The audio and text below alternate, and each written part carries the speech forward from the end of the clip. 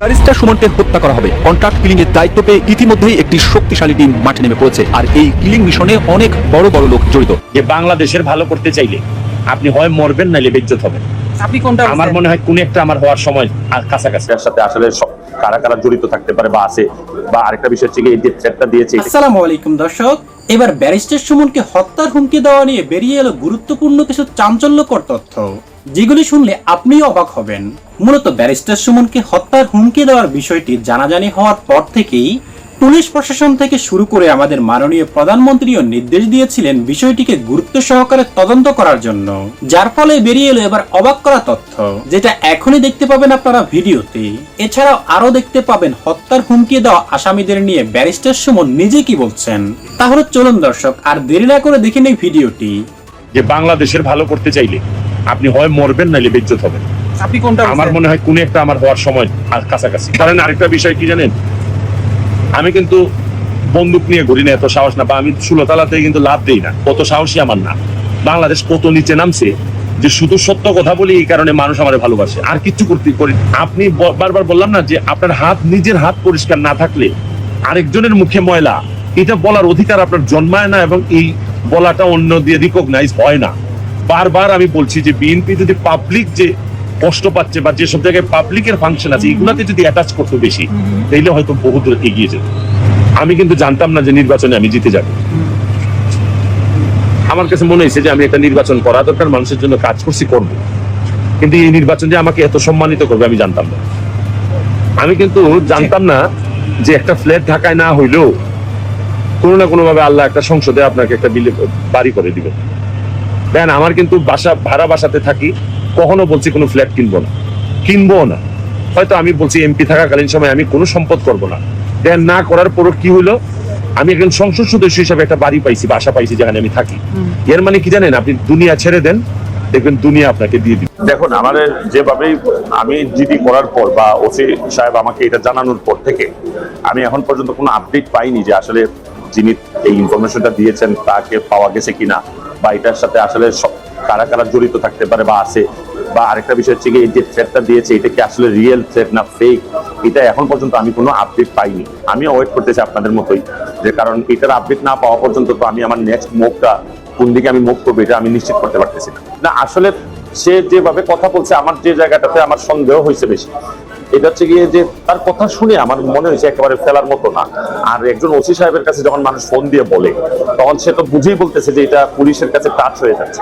সুতরাং আমার তখন আসলে একেবারে হেলাফেলা করার সুযোগ ছিল না আমার সাথে। এখন পর্যন্ত শুনতে পাচ্ছি যে ওনারা আমাকে নিরাপত্তা দিবেন, কিন্তু আমি আসলে মেইনলি কনসার্ন হচ্ছে গিয়ে যে এটাই তো আমার নিরাপত্তা, যে যারা আমাকে থ্রেট দিচ্ছে তাদেরকে আইডেন্টিফাই করা, এটা কি রিয়েল না ফেক না কিভাবে কি হচ্ছে।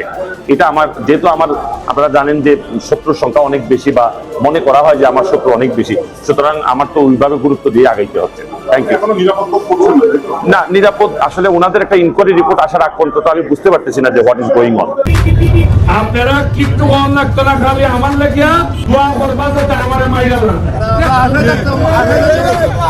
মুরগি যেভাবে বাচ্চারা ফাঁকার ভিতরে রাখে, আমি কথা দিচ্ছি যতদিন এমপি আছে আপনারা ফাঁকার ভিতরে রাখবো। আপনারা আশ্চর্য হইবা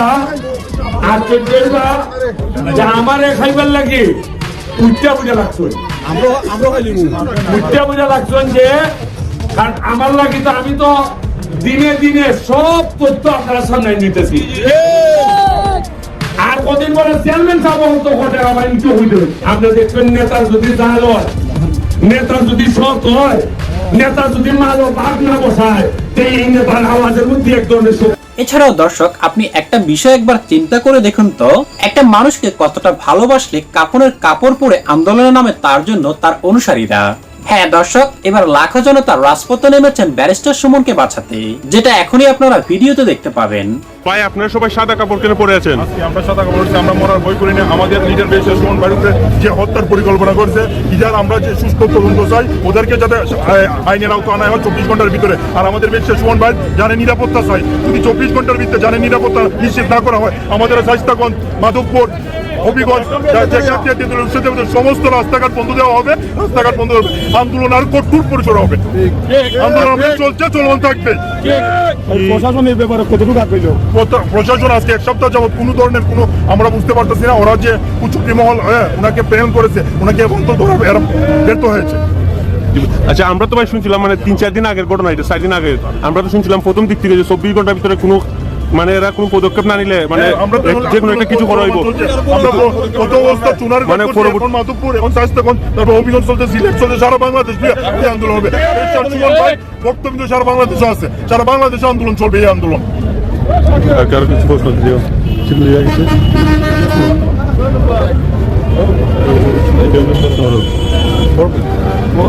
ধন্যবাদ, ঠিক আছে ভাই। ওকে ভাই, কিছু সারা বাংলাদেশে আগুন চলবে, আগুন চলবে। সুমন ভাইয়ের কিছু হলে, সুমন ভাইয়ের কিছু হলে, সুমন ভাইয়ের কিছু হলে, সুমন ভাইয়ের ভয় নাই, সুমন ভাইয়ের ভয় নাই, সুমন ভাইয়ের কিছু হলে। ভাই আমরা তো জানছি যে মাননীয় প্রধানমন্ত্রীর সাথে সুমন ভাই একান্তে কথা বলছেন, তো এই ব্যাপারে মাননীয় প্রধানমন্ত্রীর প্রতি আপনার অনুরোধ রেখে কোনো কথা আছে?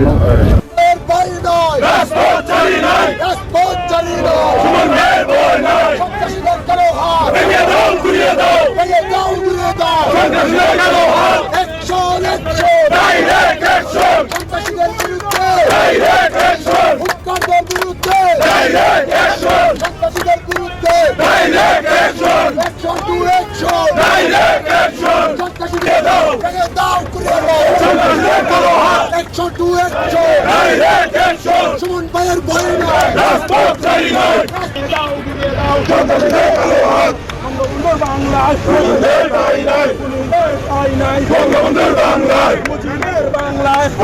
ভয় নাই, সন্ত্রাসীদের ঠাঁই নাই, পদ্মা মেঘনা যমুনা, পদ্মা মেঘনা যমুনা, আমরা সবাই মুজিব সেনা।